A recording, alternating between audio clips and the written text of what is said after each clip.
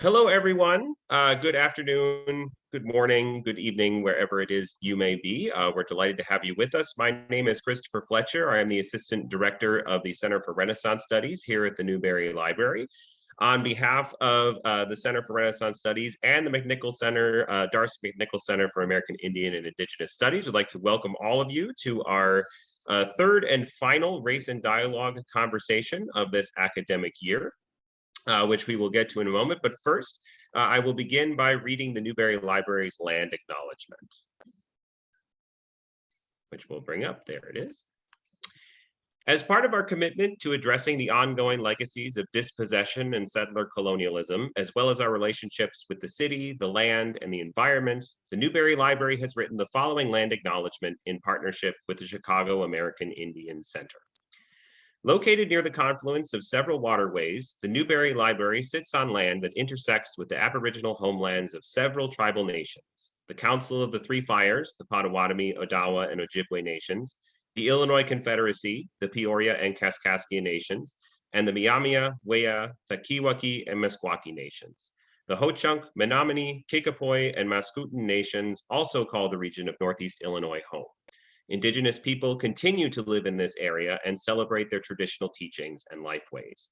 Today, Chicago is home to one of the largest urban Indigenous communities in the United States, and this land remains an important place for Indigenous peoples.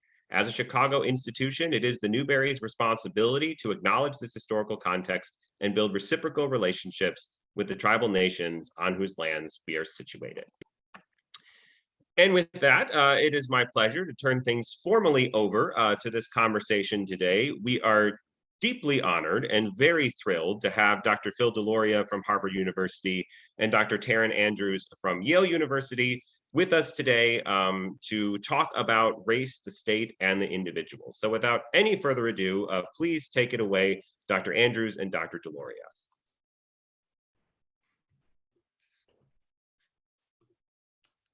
Right. Thanks so much, Chris, and everyone for being here. I was incredibly excited and really grateful when the Newberry asked me to join this dialogue with Phil, who I have an immense amount of respect for and whose work has shaped my own, in graduate school and beyond. So welcome to everyone, and thank you for being here. Phil, would you like to say anything before we kind of get started? Only to sort of just offer my own sort of mutual sense of gratitude, and Tarren, my great joy being able to be in discussion with you. And I should say, for those who are watching, this looks like a super high gloss thing, Harvard and Yale, but in fact, Tarren and I are both University of Colorado people with much bigger and broader kinds of geographic portfolios than the Ivy League sort of labels would indicate. Yeah, thanks so much for pointing that out. I actually just graduated this last weekend, and so I'm still located in Colorado. I haven't moved yet, but well, to get us started, and I think maybe one way to orient this conversation for our community here today is to begin by thinking about periodization. We've both been invited here, I think, because of our academic disciplines. I am an Indigenous medievalist, which means lots of things that I'm sure we'll sort of get into. And then obviously you're here as a specialist in Native American Indigenous studies, but also specifically history. And so I wonder if one way to kind of get us started here is to think about and contextualize the periods that we're kind of bringing to the fore here. So I wonder, I'll just ask a kind of really macro level question, but I wonder, Phil, how do you think we think about periodization in the medieval and the modern? And one thing that's of particular concern to me is how our archives kind of dictate some of this periodization. And I wonder if you'd like to just speak on that to get us going. You know, Tarren, I mean, when I was first asked to do this, I couldn't get my head around an Indigenous medievalist, right? I mean, of course, I think it's fabulous, right? But the intellectual connections that you are making between the field, as I sort of said in an earlier email too, you're doing the heavy lifting here, right? Because for me, I'm still back in castles and things like that, and high and early and late and these kinds of things.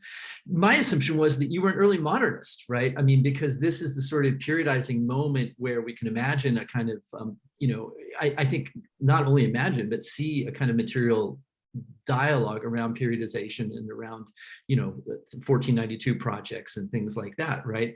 Where, one sort of way to think about indigeneity is a very, very late 20th century phenomenon. Another is to think about it as a sort of thing that comes out of the moment, of colonialism and discovery and conquest, and things like that. I mean, I think I would be very curious to sort of toss the question a little bit back your way. But let me say a few things about the way that my field has been periodized. I mean, first of all, our time frame is very narrow relative to yours, at least this is my sort of sense of things. And the first periodizations really in the field of Native American studies were state-centered. They were US policy-based kinds of things, and what happened with the allotment policy and what happened with the removal policy. And those became really useful, I think, kind of periodizing markers. Folks have been trying to move past those things. My own way of thinking about it has been around land and land lost regimes rather than policy per se.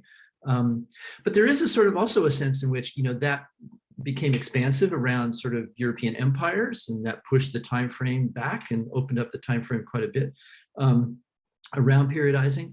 But it also reified certain kinds of European ways of thinking and doing, right? So all of a sudden we've got periodizing around sort of the Spanish Empire and the French Empire and the British Empire, and maybe the Russians thrown in, here and there. And then I would say there's two other things about Native American studies as a field where the question of periodizing, and it goes to your question about what the archive looks like, have expanded. So, many people, I would think, sort of led in some part in our discipline by Juliana Barr, have really called for sort of eliminating the prehistory boundary, expanding the nature of archives, sort of not allowing archaeologists, although of course, we are always interested in what archaeologists are doing, but not allowing archaeologists to do sort of a big meta narrative of the continent or the hemisphere, and being expansive to that. I mean, Juliana Barr in particular has sort of said, look, there are histories that come out of Cahokia and come out of Chaco that are visible in the later historical record, and why shouldn't we bind those things up? And all of a sudden we've expanded the periodization, but where do we go? Back to around 1,000? I mean, so right, there's a limit. So that's one thing. And then the second thing is, our field has always been concerned with deep history and deep time, kinds of things, right? Because we've always been confronted with the Bering Strait theory and the ways in which it has certain kinds of political consequences for Native people, the way in which that, that theoretical position gets used and utilized. As some people know, my dad, Vine Deloria, launched quite a, vigorous critique, in some ways of that particular theory in a book called Red Earth, White Lies. And, the book is not a wholly perfect book, let me say that.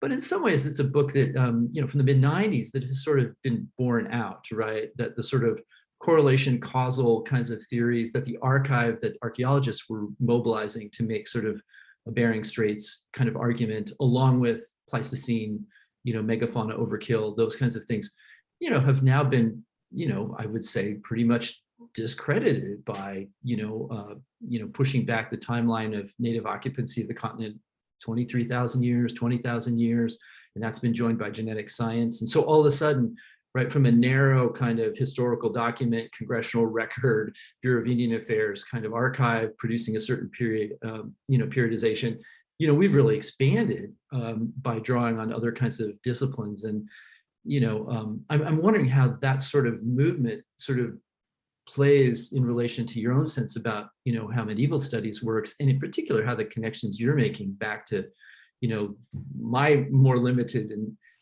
kind of time period, because the things that I find you doing, which are not just metaphorical kinds of connections right across time, but structural sorts of things, seem really important to me as ways of expanding our archive.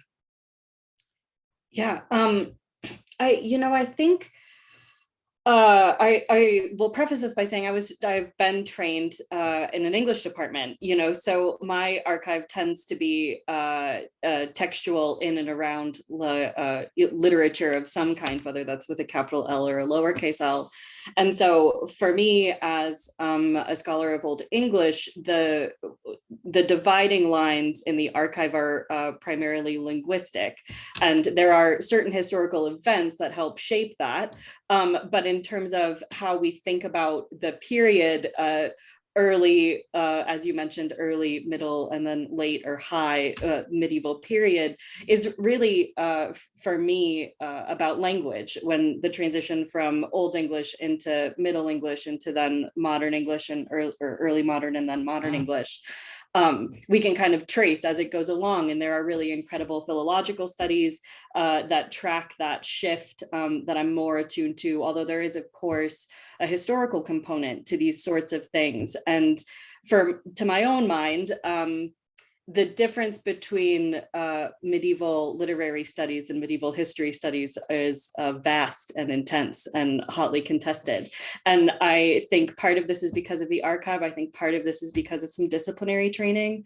And I think we bring a lot of that baggage to the archive as we're dissecting it. And one of the things that I've tried to do in my own work is to try to not focus so much on that. There are obviously languages that I have specialty in that I can access, which is why I primarily work in Old English. My Latin is not great, so my archive, even as a medievalist, is then subsequently limited. But thinking about the parts of the archive that I can access, that I do have linguistic access to, has really shaped the way I'm able to understand how structures are operating. And to my own mind, my work as an Indigenous medievalist is trying to tap into understanding how those structures cross whatever period boundaries we apply to them.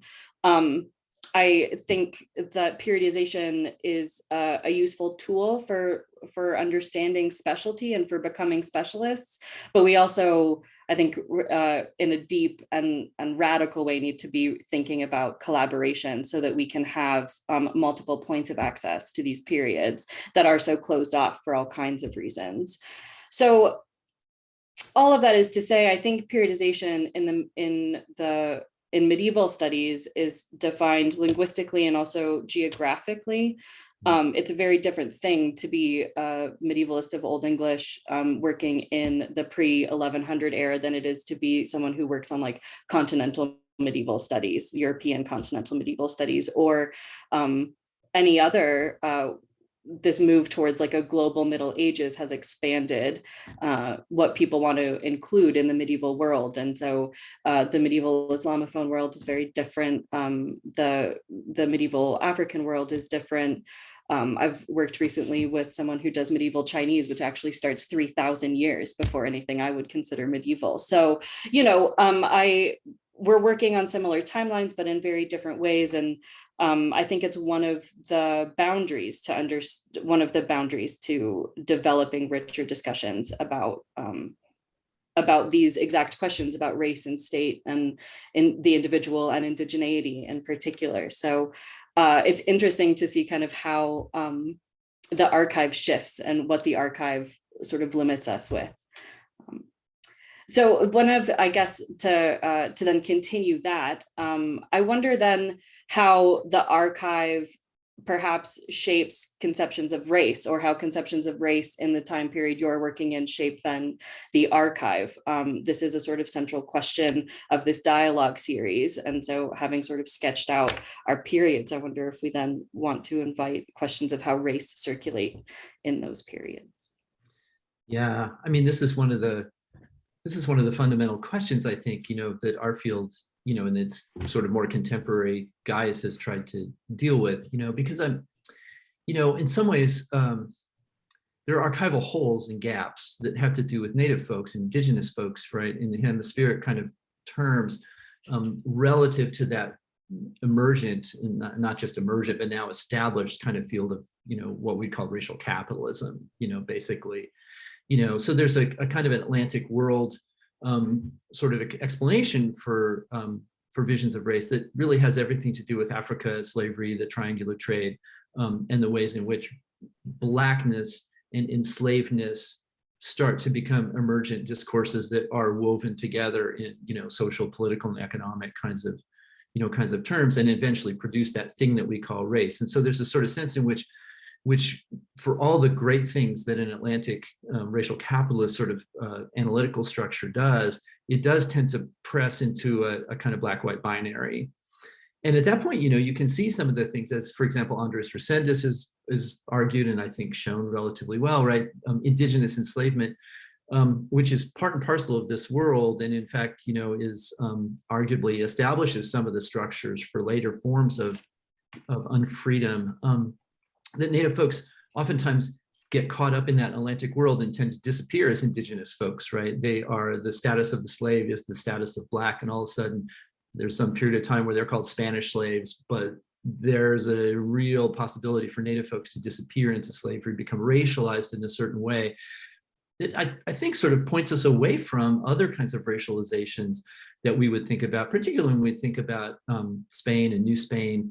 These are racial formations that are, that are happening. I mean, to me, it points to the more contemporary kind of sociological context of immigration studies. And I think about, folks like Michael Omi and Howard Winant, racial formation kind of theory, which is a way of sort of questioning binary forms, ethnicity kinds of forms of racialization, and asking really specific kinds of questions about racial projects that unfold in certain kind of historical and sociological kinds of contexts, which produce multiple forms of potential racialization, right? And allow us to think about sort of, xenophobia and racism, indigeneity and racism, and racial formations that take place in different kinds of shapes and forms. I mean, it's one of the things I often tell my students is, like, if we were to jump back to the 1820s and 30s and dive into the sort of popular archive in discussions about race,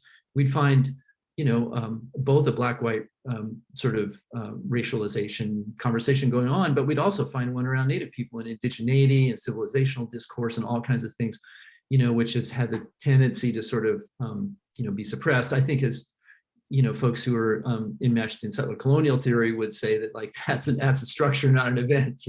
That's a sort of intentional sort of erasure around even the practices of race.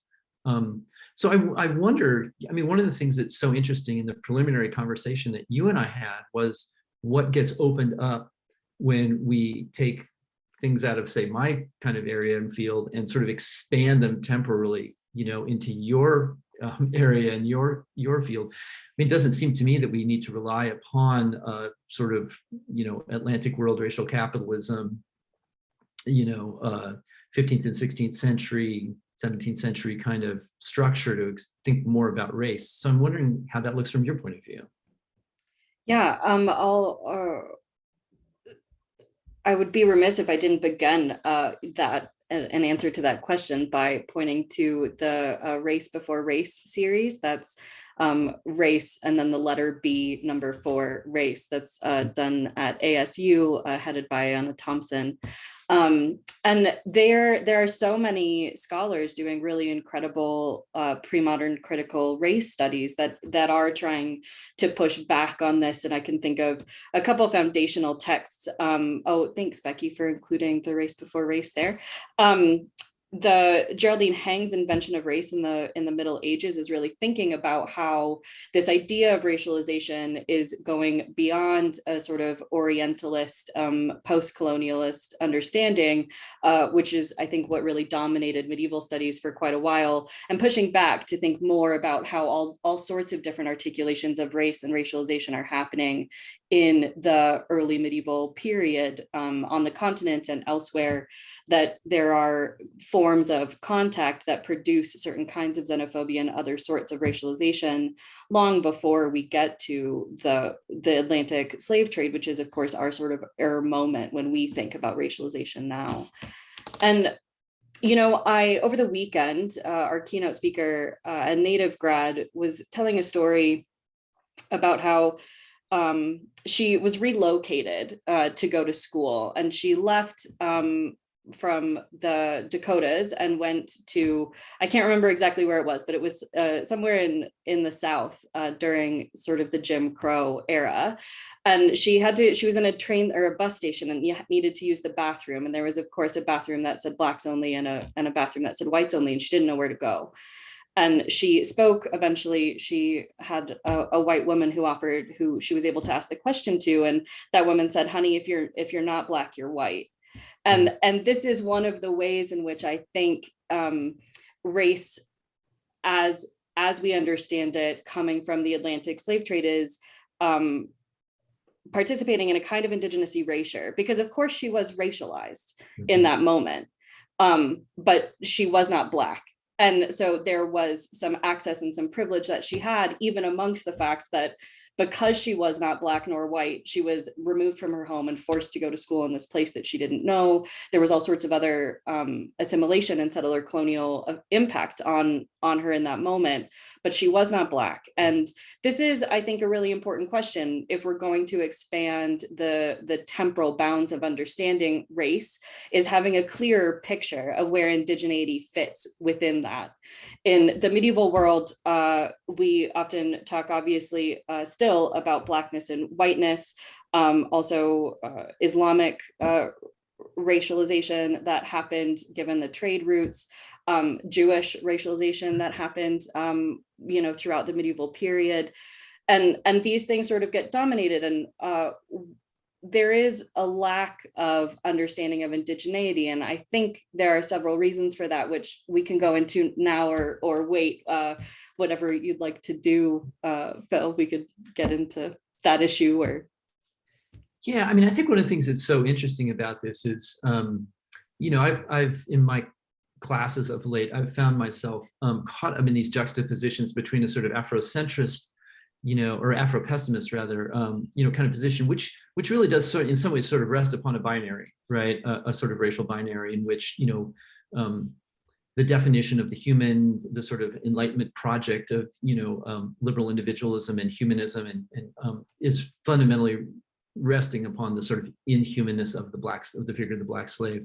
That's interestingly juxtaposed with a sort of Patrick Wolf version of settler colonialism, which has its own sort of binary. And Patrick Wolf has actually sort of, gone on record defending sort of binarisms in this, in which, the settler and the indigenous are the only binary that matters, which raises the question of, what you do, right, with the enslaved person, right, who arrives with settlers, but who is not necessarily a settler, right? Do you call them an arrivant? How do you sort of navigate that?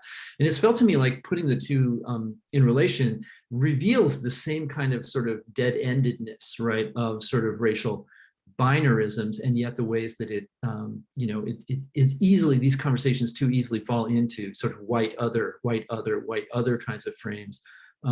Whereas, one might imagine other sorts of opportunities or openings, right? So for example, other people have sort of thought, no, it's a hierarchy, right? I mean, this is a long thing that has both analytical and historical kinds of articulations, right? It's a binary, or it's a constellation, right, in which multiple kinds of shapes and forms, of racialization are able to be put on the table.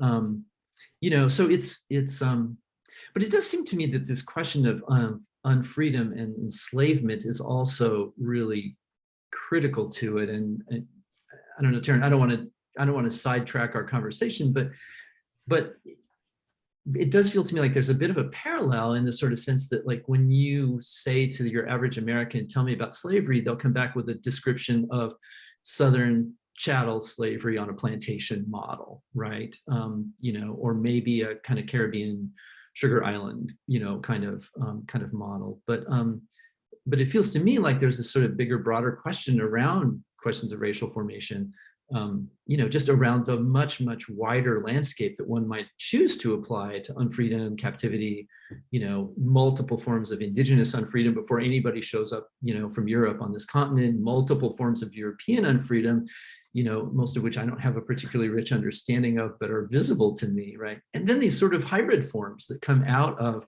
the moment of contact, and I'm assuming that there's a kind of medievalist sort of picture of what that landscape looks like, as well, and how it plays into the question.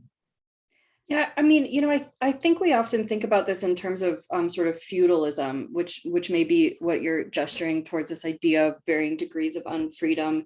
And I will say that I don't know that I'm very well equipped to answer that question specifically, because I just haven't done the reading in that area really widely.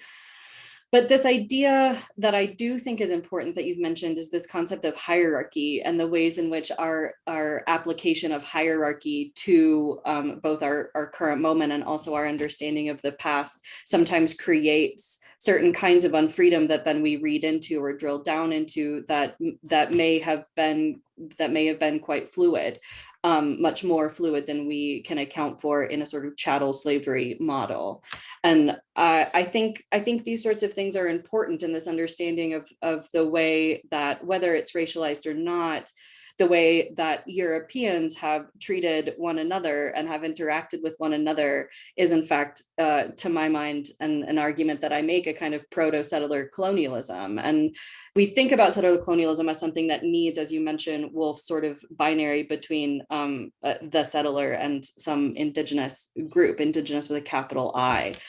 But I think actually, if we're taking the idea that settler colonialism is a structure and not an event to heart, then those structures can in fact be at play regardless of the sort of racial formations that are imbricated within that system. Or perhaps part and parcel, maybe it's a chicken and an egg. It's difficult, right, to untangle where things begin and end, but these structures are in fact happening. And one of the things that I've been trying to do in my own work is pick apart these structures, trying to look specifically in the law, in areas of the law that I find resonant from one period and place to another.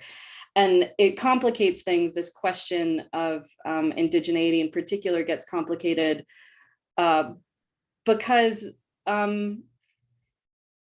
Indigenous with a capital I as a political category seems quite clear to us now, who is Indigenous and who is not. I think, particularly so after UNDRIP, like we have a sense of the actual political capital of Indigenous, and we, I think, collectively guard that, guard the political and cultural capital of that. But when we're thinking about who is Indigenous in the medieval world, it's difficult to identify for lots of reasons, but it's also dubious and problematic because there is such a movement amongst white supremacists to identify an Indigenous Anglo-Saxon identity that they then want to use. They want the political capital of indigeneity, but for white supremacists and ultimately colonial means. And so it's a difficult road to kind of walk down. It's difficult to disentangle. I think this discussion of race is much easier to identify in the medieval period, which is why pre-modern critical race studies is getting so much traction and is such an important point of investigation.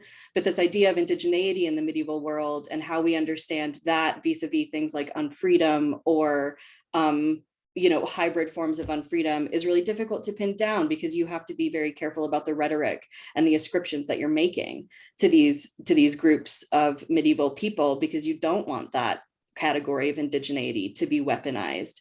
And I think that's also at play in this black-white racial binary that we're discussing here. I think all of these things are kind of deeply intermixed somehow. And I wonder if that's also a sense that you get in the work you've been doing and thinking, really, really deeply about where Indigenous identity fits in this category of racialization in the modern period. Yeah, I mean, it does feel to me like indigeneity is this sort of is this complicated and special sort of category, not special in the sense of being better than any other category, but special as having certain kind of unique qualities and characteristics. I mean, there is a classic way of thinking about it, right? Which is indigeneity is a, post-World War II United Nations global kind of movement, right? In which Indigenous folks from around the world see the possibility of a kind of institutional location where they might be in dialogue with one another and craft certain kinds of emergent political identities, relative to one another, which are going to reflect back into their political identities vis-a-vis the nation states which have come to dominate them, right, which may reflect back into their own, communities, right, in certain senses, right. So it's a complicated, I think, and nested and layered sort of political formation. But that's pretty different from saying it's a colonial structure, right? I mean, even 10 or 12, 15 years ago, I can remember sitting in seminars and we're like, where's Indigenous come from? And the conversation always went to like, well, it's people who've been colonized, right? It had a certain historical specificity to it. But what you're talking about is sort of the ways in which the category seems to have had the possibility of sort of springing its boundaries, both in an interesting and productive analytical way for you, if I'm hearing you right, in terms of sort of saying, well, look, some of these sort of aspects that are structural don't have to be a structure, not an event, only moving forward in a Wolffian kind of way. These are structural things that might be read back into other kinds of historical things that have nothing to do with, or let me say that better, right, are not necessarily wedded to the moment, the post-1492 moment, right, of contact, and conflict and colonization and conquest and those kinds of things. So it feels like, but I have to say, like, this sort of, to come back to your question, right, this sort of sense about the kind of the seizure of the category or the qualities of the indigenous, right, for purposes of white supremacy, for example.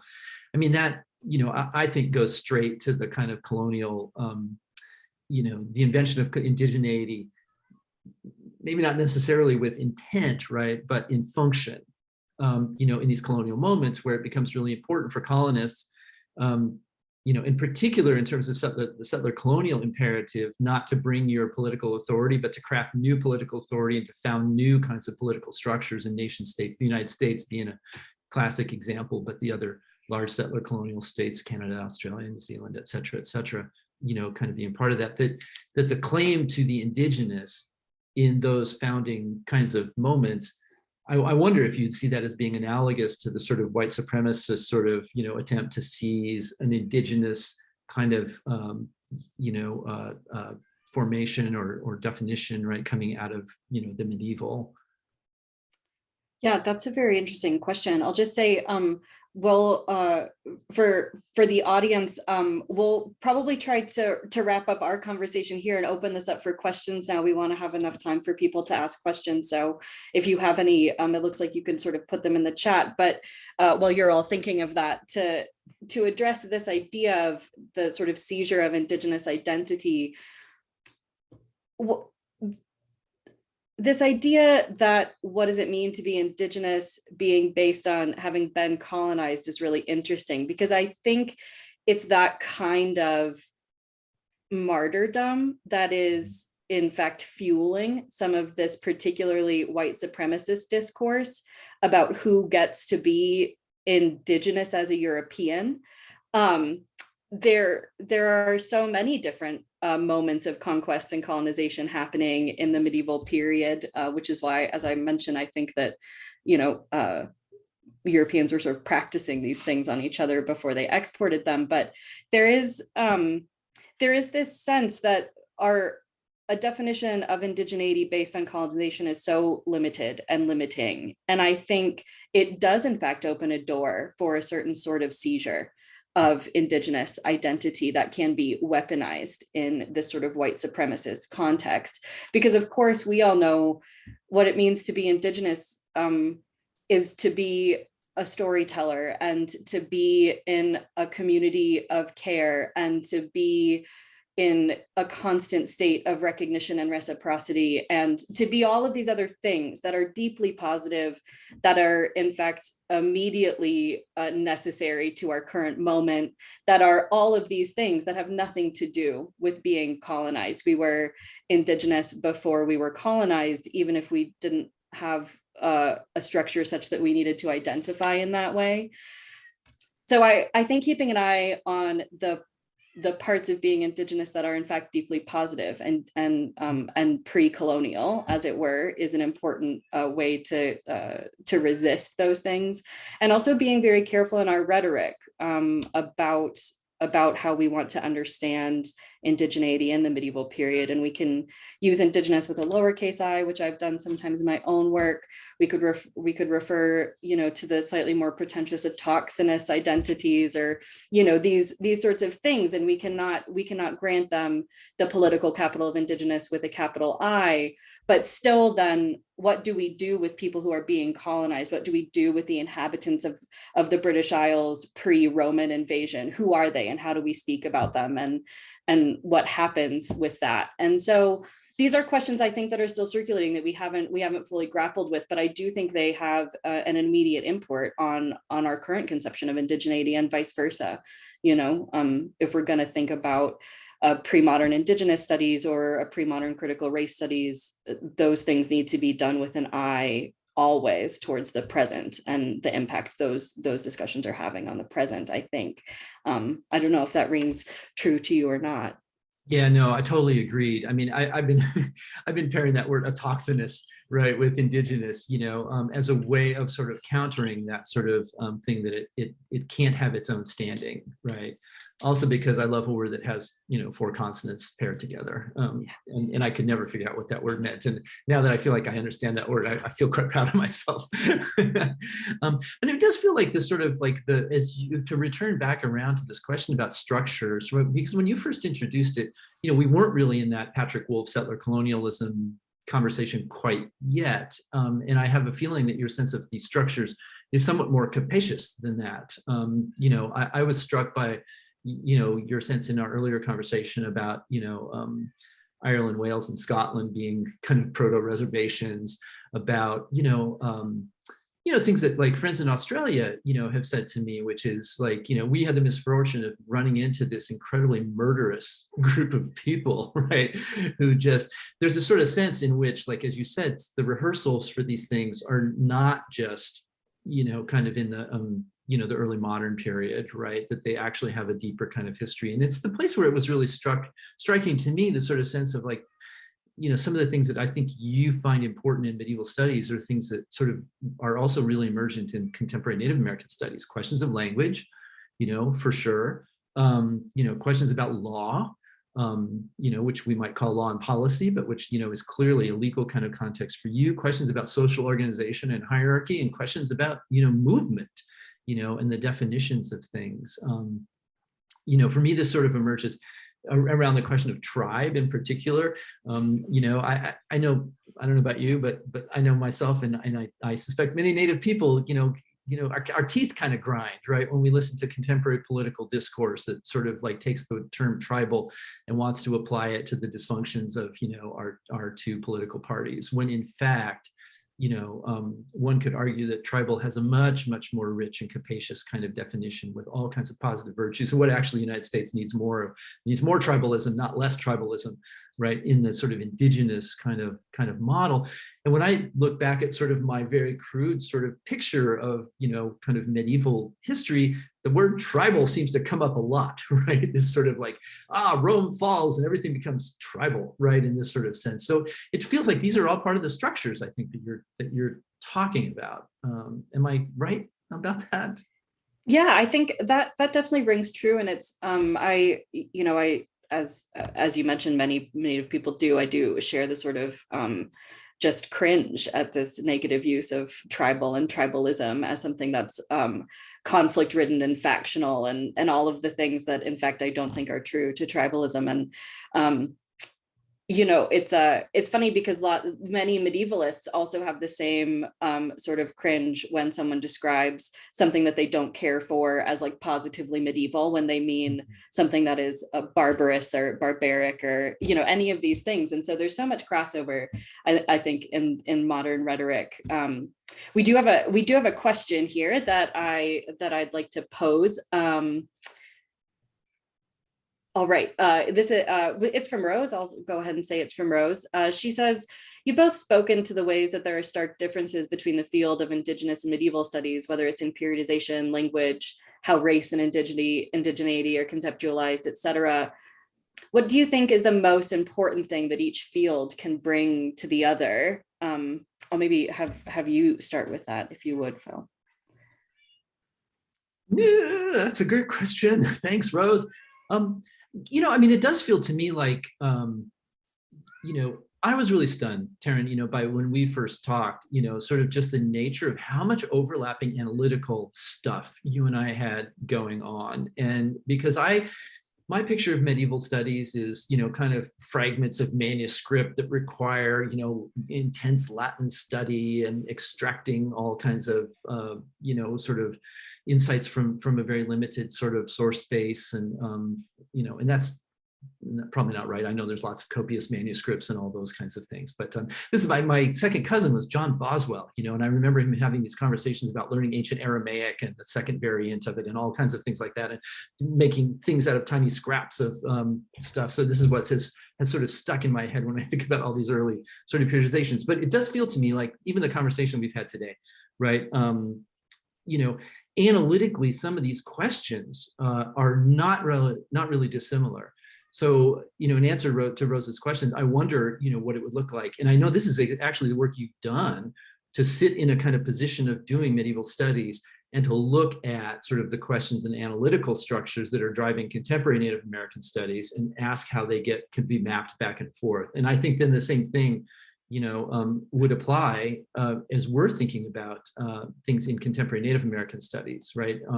To figure out sort of what some of those analytical questions are that are being asked.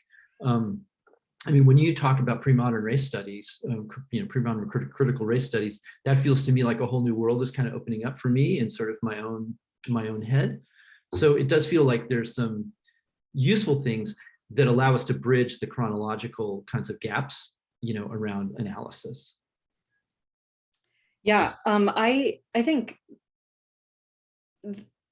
it's interesting. You mentioned the sort of overlap in our work, and that to me is what Indigenous studies brings to medieval studies. That I think the reason there is that overlap is because the contemporary concerns that Indigenous studies is grappling with, those are the same concerns that I want to bring to this other archive. It's not for me. Disciplinary concerns in Native American and Indigenous studies are what drive my focus in medieval studies and the kinds of things I want to look at. The sort of importance of law and policy absolutely shaped my interest in then Old English law and policy. I was particularly concerned with what's happening now in this moment that a deeper understanding of the past might help us decode further. So for me, that is, to answer Rose's question, in a really pointed way, it is the immediate contemporary concerns of Native American and Indigenous studies shape how I approach the archive and what I'm kind of looking for and understanding. Let's see here. We have another question from Elzbieta. I hope I'm pronouncing that right. I'm so sorry if I'm not. But they say, what examples of racialization, this is a question for me, can you quote from medieval times that Europeans later imposed in America? Examples possibly the Irish or peasant. And I think that racialization as a tool of hierarchy, as a tool of colonial structure, is in fact the thing that gets exported. So I don't know if it's as simple as sort of rhetorical terms, but rather I think it's ideas about interacting with the other, with people who have, who are autochthonous to a place, who were there when someone else arrived. It is the structure of dealing with those people that is in fact the thing that is exported. And this does speak a little bit to that project that you mentioned, where I do want to dig more deeply into this question of land and nation, and thinking about Wales, Scotland, and Ireland as sort of progenitors of a modern reservation system, wherein settlers to a place pushed people who were already there to the peripheries as part of their sort of colonial campaign. So yeah, I don't know that it is. I don't know that it's rhetorical. I think it's structural, and of course there is a rhetoric component of structure, but I think it's slightly bigger than that. Okay, let's see here. We have another question from Renata. I do know I'm pronouncing that right. She says, what sort of proto-settler colonial structures show up in the legal structures of both the medieval period and within the context of American settler colonialism? Or alternatively, what sort of overlap do you see happening in these legal structures in both contexts? I wonder if you have a sense of that. Do you have like a kind of gut reaction to that, Phil, from what you sort of know of, or your understanding of the medieval period? The question just disappeared as Rose, you got rid of the question, right? As I was sort of, trying to assimilate it. It does, I mean, one of the things, I wonder how this seems to you, Tarren, is, one of the things that is so interesting, like in, for example, the US kind of example, is on the one hand, settler colonialism functions as not a mechanism of the state, right? I mean, it relies upon lots of individual kinds of decisions around settlement, and expansion. I think it relies, one of the things that I've been arguing of late is that the militia, for example, is an American kind of epistemological sort of form, right? Of, when we talk about we do African-American history, we talk about the slave patrol as the sort of progenitor of the police force, right? The militia in some ways, right, is the progenitor of, or is in relation to certain kinds of, military sorts of structures, right? Of people quasi-formally sort of organizing themselves, right, in groups to go off and kill Indians, right, in order to support an individualistic kind of move out, right? It's a kind of an in-between liminal state formation, right, which then takes on the shapes and the forms of the state.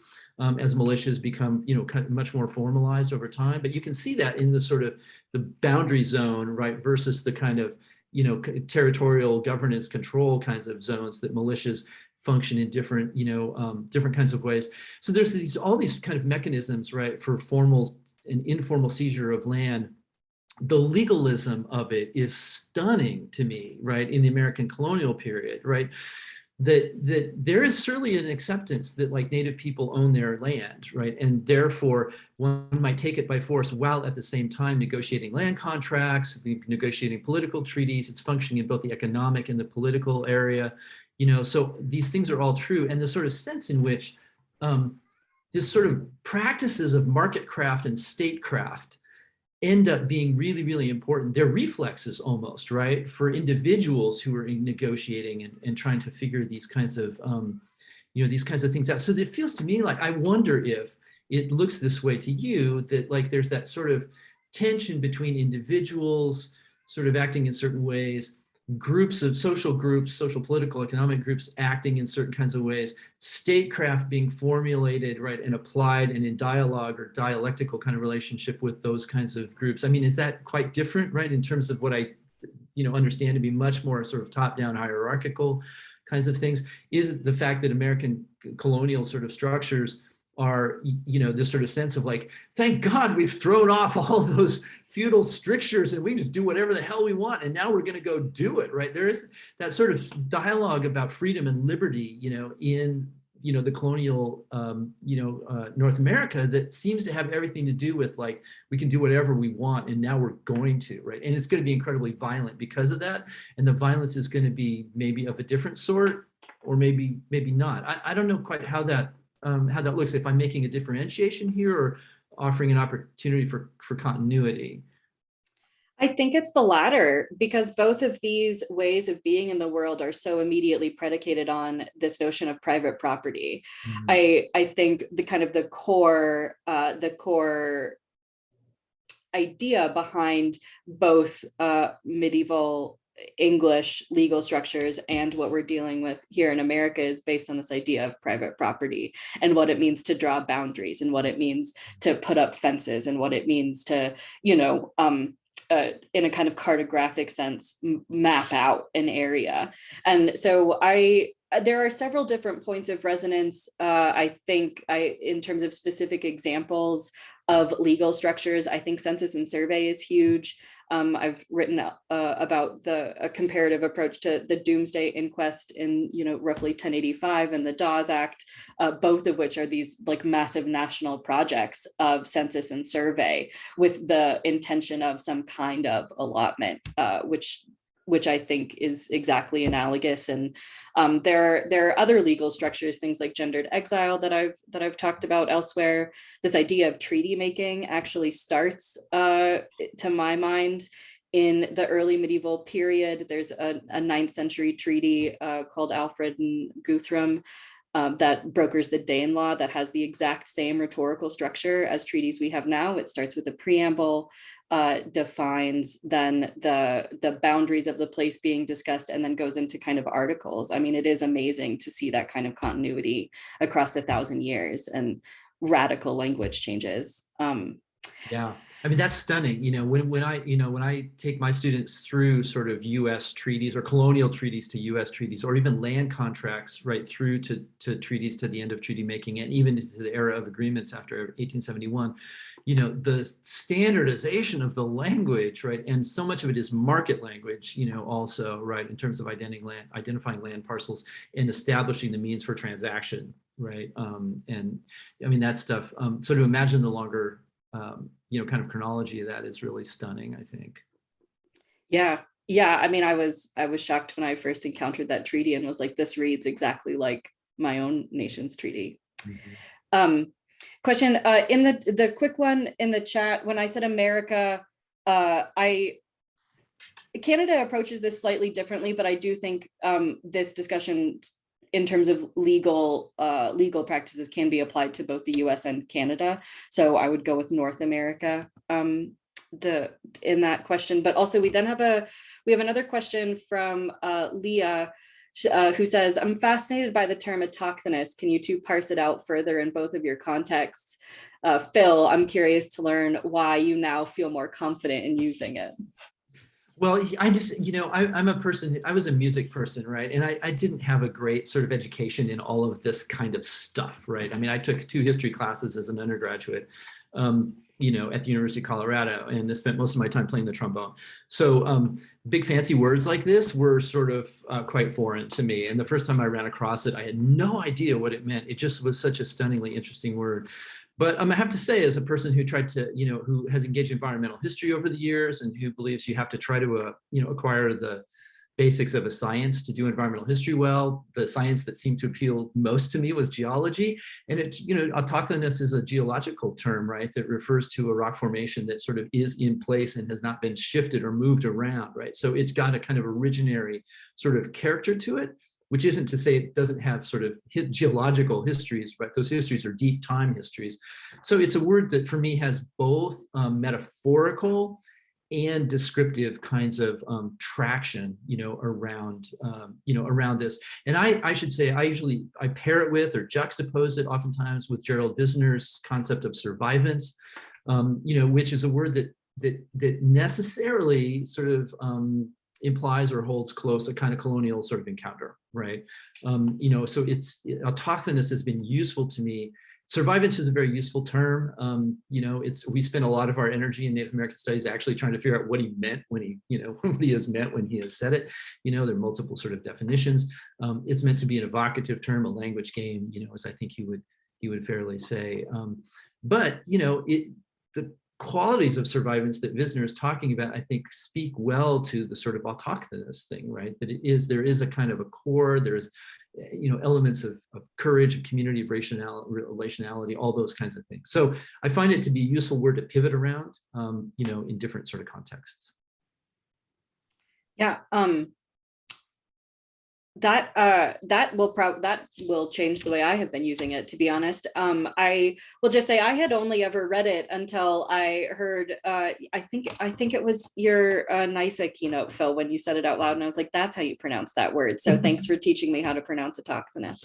I have been using it in a sort of similar way to this idea of what it means to be originary. As I mentioned, I've been leery of ascribing indigeneity to any of the sort of ethnic groups that I work in or with.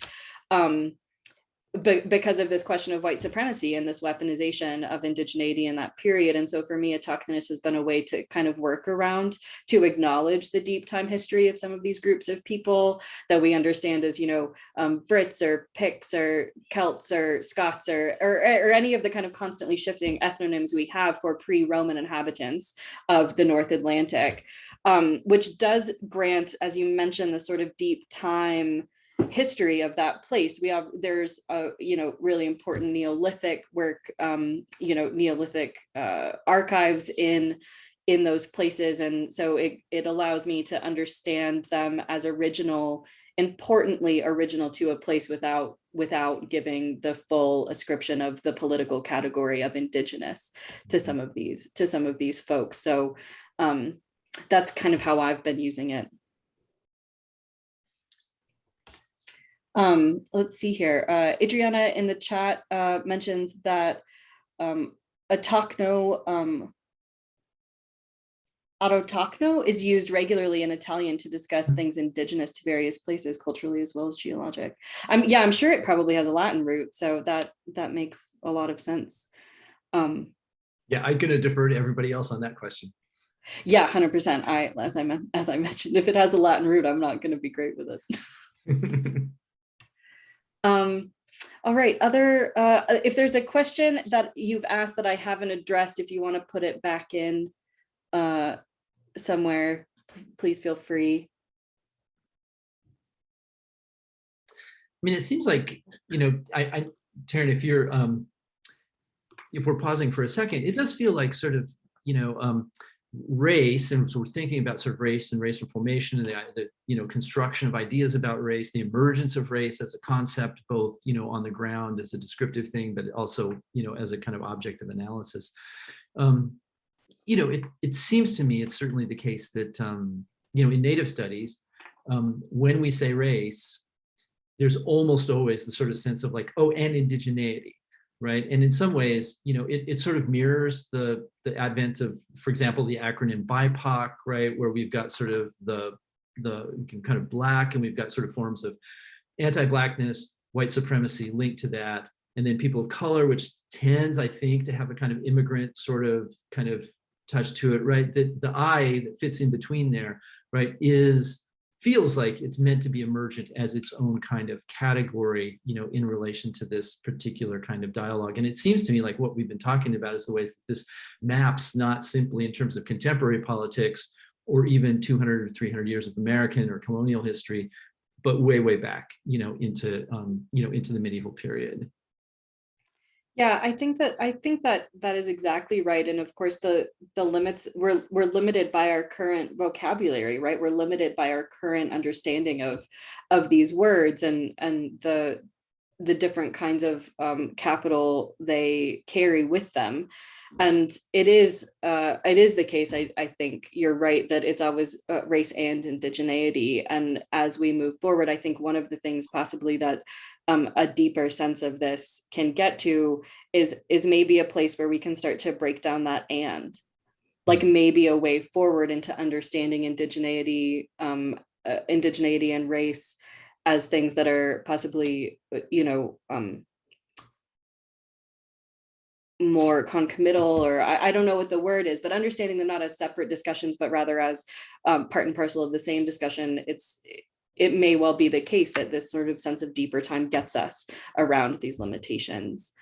But just I know we have to wrap up, but our last question here, also related to this idea of categories, from Carrie, who asks, and acknowledges, she says, this is an almost unanswerable question to some degree, but how do we account for the more than human in these sort of this broad understanding of settler colonial periods?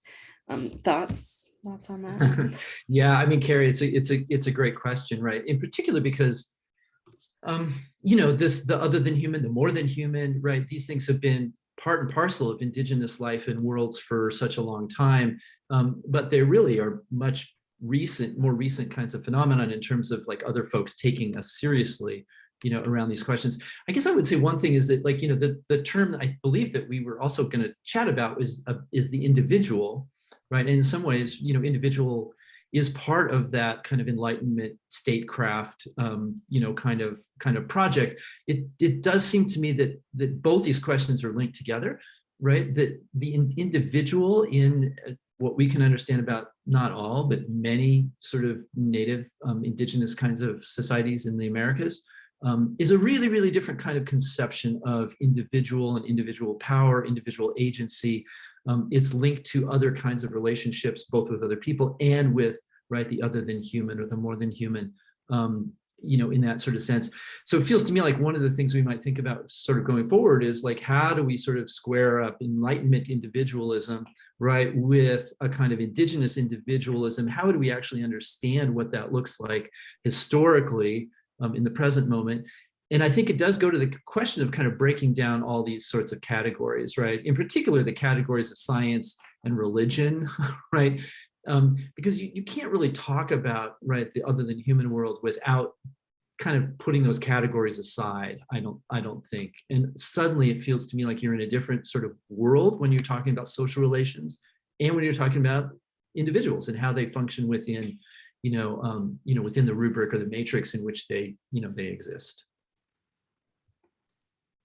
Yeah, that again, that feels really correct to me. I think there are many kinds of eco-critical and kind of animal studies that are increasingly coming out of medieval studies that are increasingly considering this sort of concept of indigenous relationality, which starts perhaps maybe for most medievalists problematically with things like actor network theory and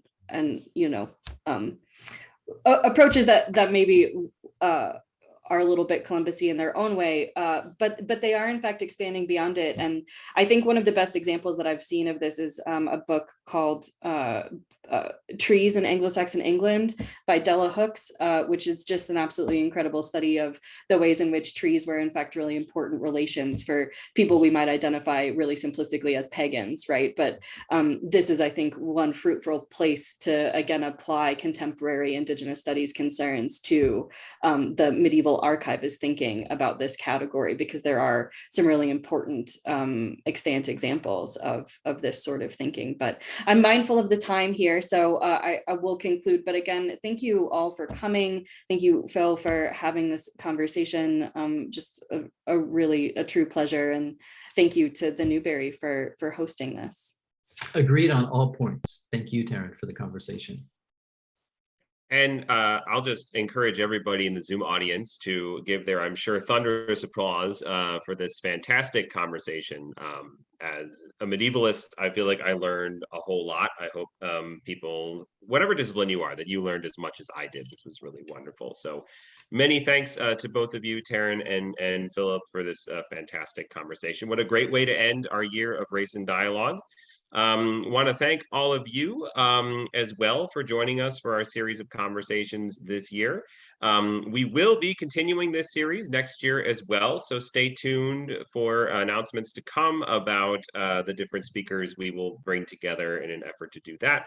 But we'll continue this sort of what we hope is a very productive interdisciplinary series of conversations so that we can continue this really important work that is going to really be to the benefit of all of us when we're done. And just a reminder, you can find past recordings, including this one, eventually on the Center for Renaissance Studies YouTube channel, which is also there for you. But if you have any questions, you can feel free to reach out to us in the Center for Renaissance Studies at renaissance@newberry.org, or follow the link that Becky put in the chat. So many thanks to all of you for joining us today. Thank you again to Tarren and Phil for this wonderful conversation.